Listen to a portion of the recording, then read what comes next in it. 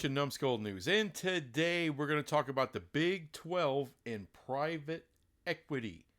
People have talked about TKO Sports, possibly, which is basically Endeavor, but getting in bed with private equity for the future. Now, people have speculated, why not do that so we can add more schools? That's not what it would be about. But before I get involved in all of that, like, why? Really? Because I don't buy the adding schools and using private equity to do that.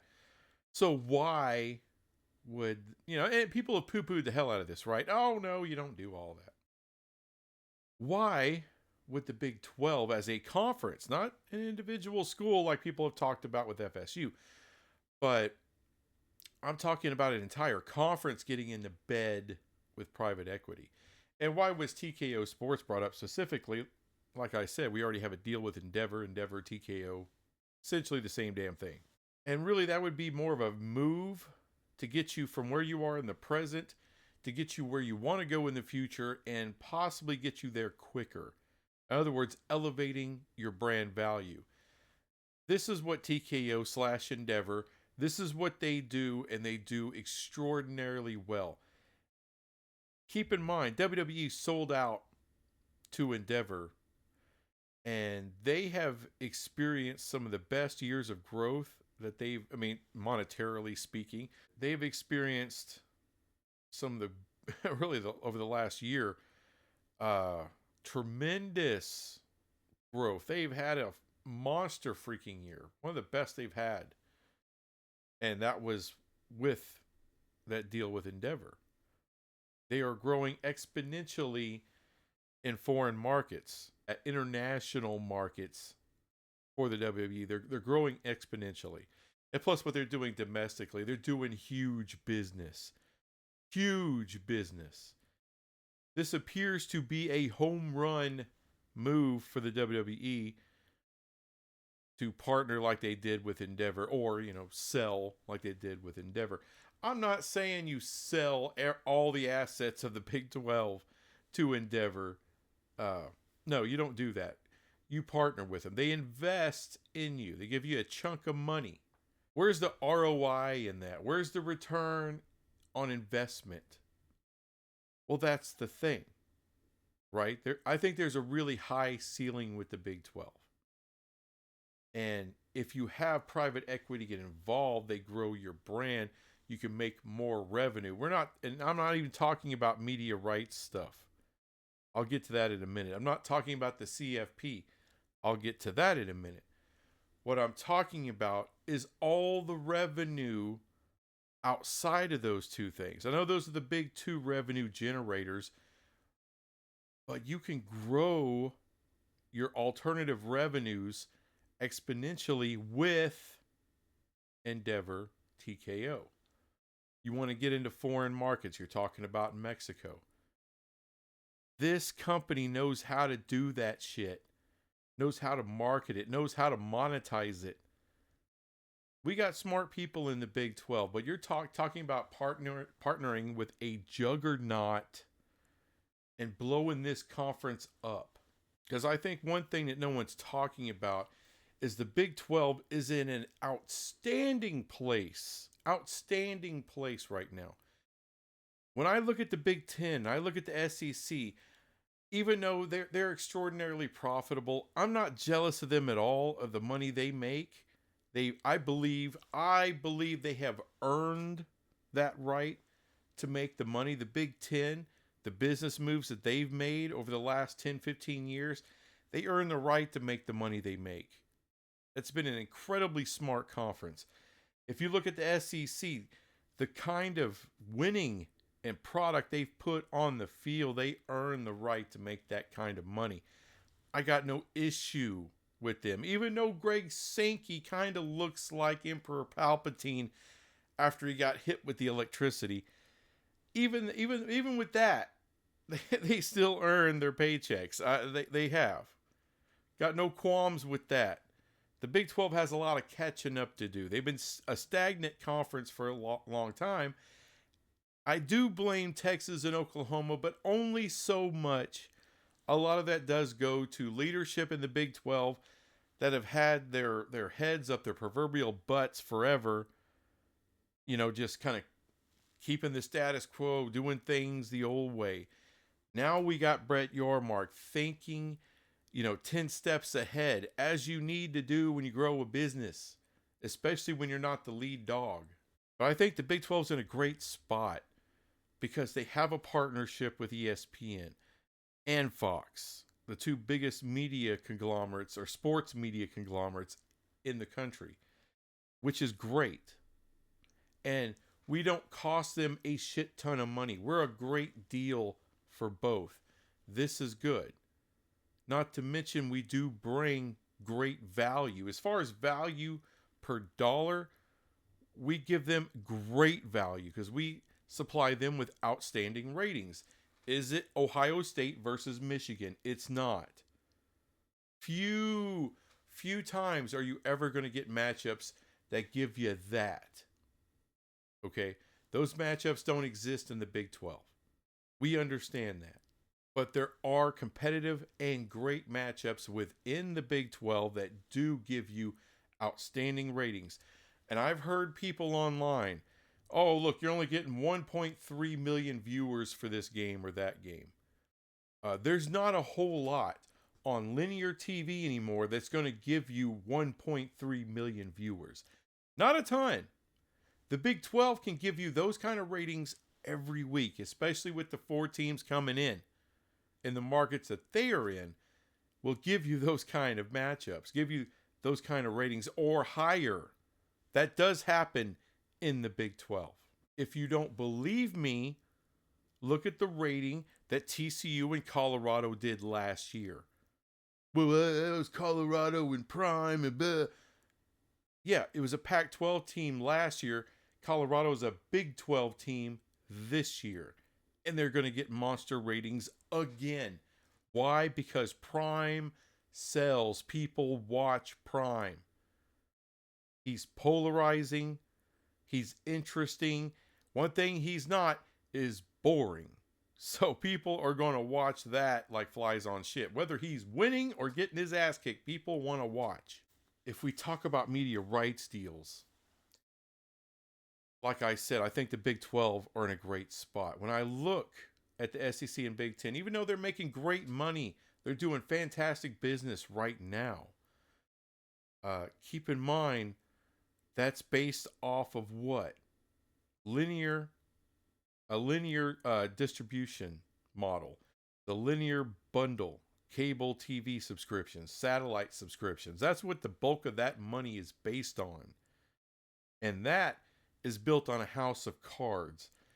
There's a bubble, a big bubble, and eventually that bubble will maybe not completely burst, but it will be reduced and contracted quite a bit. And when it does, those things, that bundle is going to slam down. Fox and ESPN can only afford to pay so much, even for those conferences. Eventually, that money stops going up, and eventually it's going to start coming down. And it's going to come down hard. And the Big Ten and the SEC, these teams and these schools, they allocate those funds way ahead of time. So when that level of contraction starts going down, those two entities are going to be in a world of shit. Now, I'm not saying the Big Ten and the SEC will fail. I'm just saying there's a reality check to how much money there actually is for live sports. And this bubble, when it does pop, all right, that will come crashing down. I'm not saying the SEC will die. I'm not saying the Big Ten will die. I'm not saying they'll ever die. But as far as the level of control and power that they have, that's going to come down one day. I'm not saying I know when. Probably more than likely sometime in the 2030s. And that's when the streaming aspect really jumps in. And when they do, they're going to pay really good money for SEC and Big Ten content. But is it going to be the same as that old linear model? It's not. It's not. The Big Ten and the SEC after that will recover and they'll do fine. But there will be a market correction because right now, as far as making $1 billion for the Big Ten and then going north of that in 2030, that's unsustainable. The SEC making what they're making and that going up from ESPN, that's unsustainable. Those levels of dollars are insane. And that eventually will come down. And where private equity can help take you is kind of catching up to those guys, but not going all the way to where you're over your skis. You're standing on a house of cards trying not to fall. You won't be up that much. You'll be up essentially where you need to be. Upper middle class. Private equity is a moot point and it'll never happen if something like Endeavor, TKO, if they don't feel they can get a return on their investment. But there's some hellacious creative people that are in there, that are in those organizations. I bet they could figure out ways to monetize and to get extra revenue off the Big 12 because the Big 12 is a profitable model. And there's money for Endeavor and TKO to make off of the Big 12 brand. There's a ton of ways that you can grow the Big 12 brand that either I don't know or and not even really possible to come up with. All right, because I'm not in that world. I'm not in that world of creating brand value, media brand value. I'm kind of out of my element talking about that. But I see what Endeavor and TKO have done with the WWE, and I've seen what they've done with the UFC, and it's incredible business. Incredible business. And I'm not saying that the Big 12 is as big or as popular as those two, and they definitely, Endeavor wouldn't put in that kind of money. They're not going to spend $9 billion on the Big 12 like they did the WWE. But I'm just saying, could they invest $1 billion into the Big 12 and then take that to further heights? I think something along those lines could happen. And then Endeavor gets an equity stake in everything the Big 12 makes. And you may say, whoa, you're giving revenue to them? Yeah, you would have to, because they're giving you $1 billion, and then they're taking a cut of the profits every year. All right, and then it's up to them and us, and not just us, but the Yormarks and the leadership of the conference, your presidents, your ADs, your chancellors, to make proper decisions and use recommendations by Endeavor and TKO to really lead you into the future where you're more competitive in the future with the Big Ten and the SEC. You're not going to make the money that they do just off of media rights. But the way I see it, you don't really want to, because when that bubble bursts, you don't want to fall that far. They're gonna fall and have a harder time coming down. They're gonna hit some branches on the way down, and it's gonna suck for them. As I said, they'll survive. They'll be profitable. They'll make their money. But there's some hard years coming for those two conferences. And like I said, there's a real reality check coming one day. It may be a decade, 15 years, 20 years, but it's happening. It's going to happen. No one's talking about it because it's not fun to talk about. But that correction in the market will be coming. We've already seen evidence of it with the PAC. We're seeing evidence of it with the ACC. As I said, those two won't get torn apart. But when they do fall, that's when the Big 12 strikes. That's when the Big 12 can really take a leap and get on a real even playing field with the Big 10 and the SEC one day. I know that's wild speculation. Of course it is. But with private equity striking well before any of them can in the private equity world, getting set up so that way when there is a revenue sharing, player revenue sharing model, you monetarily are right where you need to be to handle that.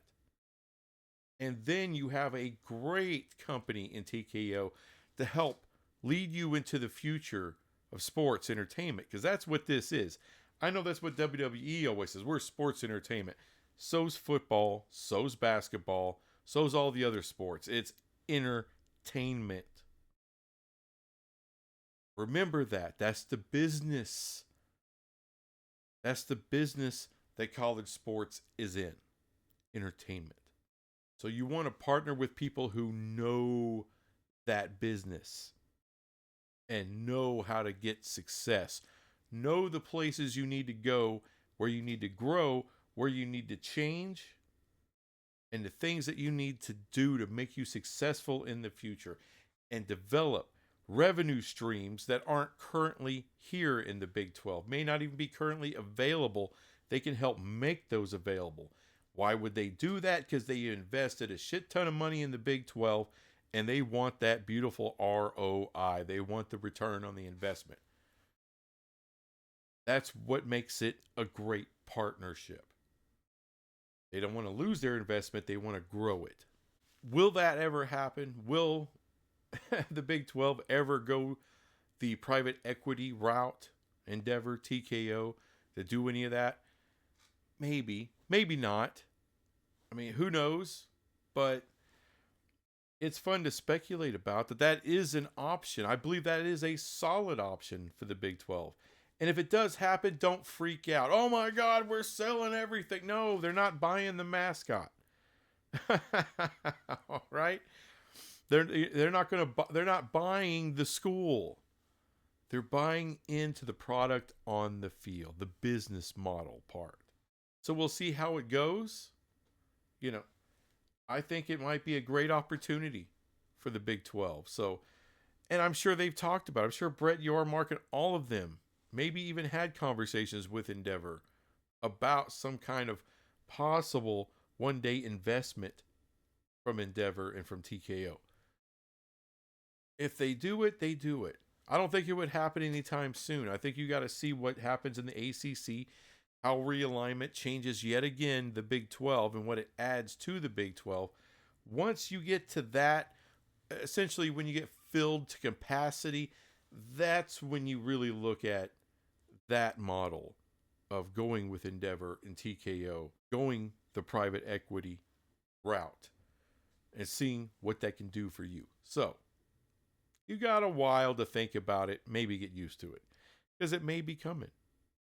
Anyway, thanks for watching this crap. I'll be back with some other crap later. Bye.